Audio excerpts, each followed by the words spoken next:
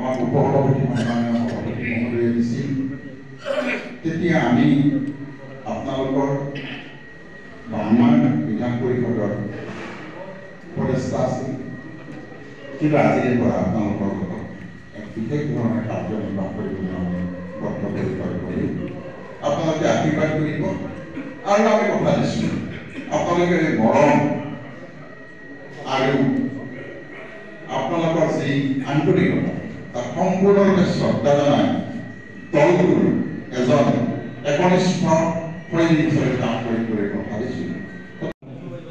যিহেতু সভাপতিয়ে সভাখন হোৱা বুলি ঘোষণা কৰিছে, মই এই হিচাপতে আমাৰ এই সাধাৰণ সভাখন চলাই নিয়াৰ বাবে প্ৰাক্তন সভাপতি মাননীয় জিতু চলিতা মৰিয়া আজিৰ এই সভাখন চলাই নিয়াৰ বাবে অনুৰোধ জনাইছোঁ। প্ৰস্তাৱত ধন্যবাদ জনাইছোঁ। মই সভাখন চলাই নিয়াৰ কাৰণে আগবাঢ়িছোঁ।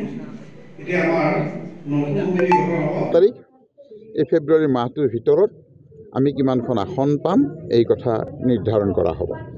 আজি ব্যক্তিয়ে যোগাযোগ কৰি আছে অগপ দলত যোগদান কৰাৰ বাবে আমাৰ AUDF-এ হওক বা কংগ্ৰেছে হওক অন্যান্য দলে যোগাযোগ কৰি আছে আৰু শীঘ্ৰেই আমাৰ এই দললৈ অজস্ৰ কৰ্মী ঘূৰি আহিব।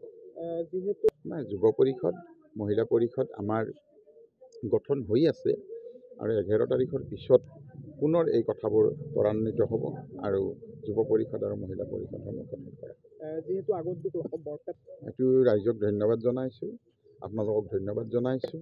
যদি দলৰ সন্মানীয় সভাপতি কাৰ্যকৰী সভাপতি সন্মানীয় ফণীভূষণ চৌধুৰীৰ দৰে জ্যেষ্ঠ নেতাসমূহে আমাক আহ্বান জনায় যে আপুনি বৰপেটা লোকসভা সমষ্টিত নিৰ্বাচন খেলক, আমি আন্তৰিকতাৰে দলৰ নিৰ্দেশ মানি মিত্ৰজোঁটৰ ধৰ্ম মানি নিৰ্বাচন খেলিবলৈ প্ৰস্তুত। সেইটো মিত্ৰজোঁটৰ ধৰ্ম পালন কৰিবই লাগিব, আমিও কৰিম, তেওঁলোকেও কৰিব। এইটো সমষ্টিটো তেওঁলোকে কৰিব, অন্যান্য সমষ্টিটো আমি কৰিম। তেনেধৰণে মিত্ৰজোঁটৰ ধৰ্ম মানি আমি লোকসভা নিৰ্বাচনত অৱতীৰ্ণ হ'ম। এই ক্ষেত্ৰত আমাৰ অসম গণ পৰিষদ দলৰ আৰু বজালী সমষ্টি সমিতিৰ সমূহ কাৰ্যকৰ্তাক মই ধন্যবাদ জনাইছোঁ যে তৃতীয়বাৰৰ বাবে মোক এই বজালী বিধান পৰিষদ আমাৰ সমষ্টি সমিতিৰ সভাপতিবোৰৰ নিৰ্বাচন কৰাৰ কাৰণে আৰু অনাগত আমাৰ এই লোকসভা নিৰ্বাচনত আমি বজালী বিধানসভা সমষ্টিয়ে অতি জোৰদাৰভাৱে আমি নিৰ্বাচনত অৱতীৰ্ণ হ'ম আৰু আমাৰ অসম গণ পৰিষদ দলৰ মিত্ৰজোঁটৰ প্ৰাৰ্থীক আমি জয়যুক্ত কৰাত সহায় কৰিম। হয়, মিত্ৰজোঁটেতো আমাৰ অসম গণ পৰিষদ, ভাৰতীয় জনতা পাৰ্টি আৰু UPFL আমাৰ তিনিটা দলৰ মিত্ৰতা আছে আৰু তিনিওটা মিত্ৰ দলৰ ভিতৰত আমি অসম গণ পৰিষদ দলে বিশেষকৈ আমি কাজিৰঙা বৰপেটা আমি বিচাৰিছোঁ, আমি সৰ্বমুঠ 5টা আসন বিচাৰিছোঁ।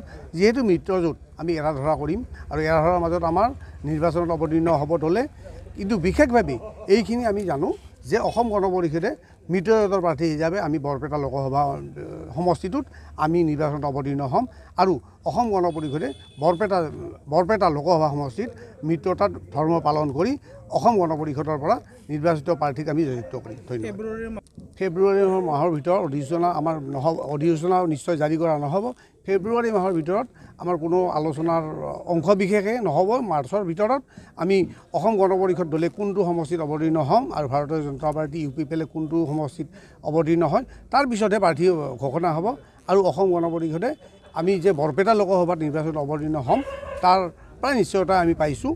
এইখিনিয়ে আমি যে হয় আমিতো যথেষ্ট ভাল পাওঁ। আমাৰ পাঠালাৰে নিবাসী আমি বজালী বিধানসভা সমষ্টিৰ অন্তৰ্গত অসম গণ আনন্দৰাম বৰুৱা একাডেমী যিটো অনুষ্ঠানে বিশেষকৈ অসমতে বিখ্যাত নামনি অসমৰ ক্ষেত্ৰতো আমি আনন্দৰাম বৰুৱা একাডেমীৰ নাম ল'ব লাগিব। অসম গণ পৰিষদৰ প্ৰাৰ্থী হিচাপে ডক্টৰ ৰঞ্জিত ডেকাক পালে আমি নথৈ আনন্দিত আৰু অসম গণ পৰিষদ যাকে প্ৰাৰ্থী দিয়ে আমি তাৰ লগতে আমি আছোঁ আৰু সেই হিচাপত আমি সাংসদ হিচাপে নিৰ্বাচিত কৰিবলৈ আমি সক্ষম হ'ম। যিহেতু আপোনালোকৰ আমাৰ যুৱ পৰিষদ কিছুদিন আগতে গঠন হৈছে, আমাৰ মহিলা পৰিষদ গঠন হ'ব আছে আৰু কৃষক পৰিষদ আমি এই ফেব্ৰুৱাৰী মাহৰ ভিতৰত আৰু ফেব্ৰুৱাৰী মাহৰ ভিতৰত আমাৰ এখন মহিলা সমাৰোহ হ'ব। বৰপেটা লোকসভা সমষ্টিত আমাৰ সিদ্ধান্ত হৈছে প্ৰতিটো বিধানসভা সমষ্টিত আমি এখনকৈ মহিলা সমাৰোহ অনুষ্ঠিত কৰিম আৰু ফেব্ৰুৱাৰী মাহৰ ভিতৰতে আমি মহিলা সমাৰোহ এখন অনুষ্ঠিত কৰিম।